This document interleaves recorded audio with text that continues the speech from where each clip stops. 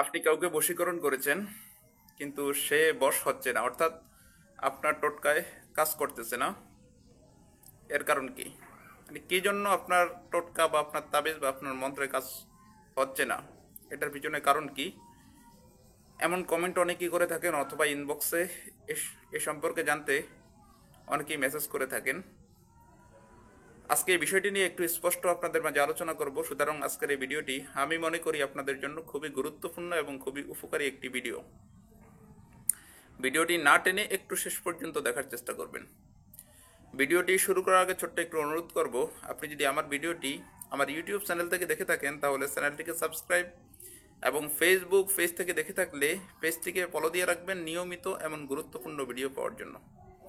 চলুন তাহলে কথা না বাড়িয়ে ভিডিওর মেইন আলোচনায় আসতে পারি।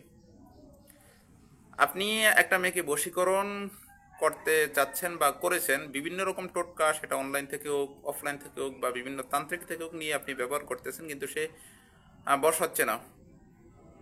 এটার পিছনে কারণ অনেকগুলো থাকতে পারে। তার মধ্যে উল্লেখযোগ্য যে কারণগুলো, একটা হচ্ছে আপনি যে টোটকাটা দিয়ে তাকে বশীকরণ করতে চাচ্ছেন বা যে মন্ত্রটা দিয়ে তাকে বশ করতে চাচ্ছেন, আসলে ওই টোটকা অথবা ওই মন্ত্রটাই ঠিক না, সঠিক না। অর্থাৎ বশ হওয়ার জন্য যে মন্ত্র প্রয়োজন, যে টোটকা প্রয়োজন, ওই টোটকা অথবা ওই মন্ত্র আপনার সঠিক বশীকরণের কাজের জন্য না। এটার প্রয়োজনের কারণ হচ্ছে কি, আপনি হয়তো কোনো বই থেকে ওই টোটকাটা নিয়েছেন বা মন্ত্রটা বই থেকে নিয়েছেন।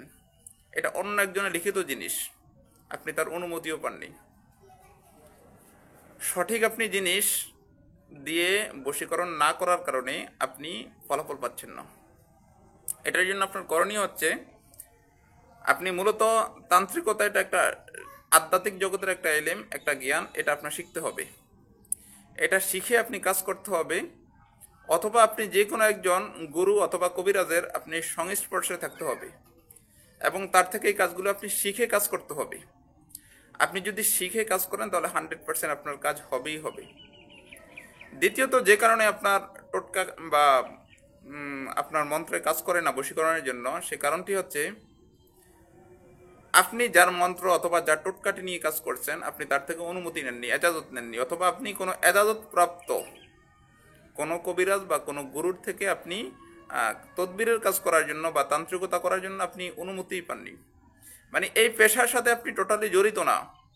আপনি জড়িত না থেকে এসে আপনি ফুট করে কাজ করতেছেন।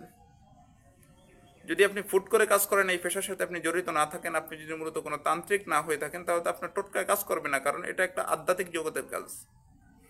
আধ্যাত্মিক জগতের কাজ আপনার করতে হলে আপনি এই সম্পূর্ণ এই পেশার সাথে জড়িত থাকতে হবে, এবং আপনি যে কোনো একজন তান্ত্রিকের সংস্পর্শে আপনি থাকতে হবে।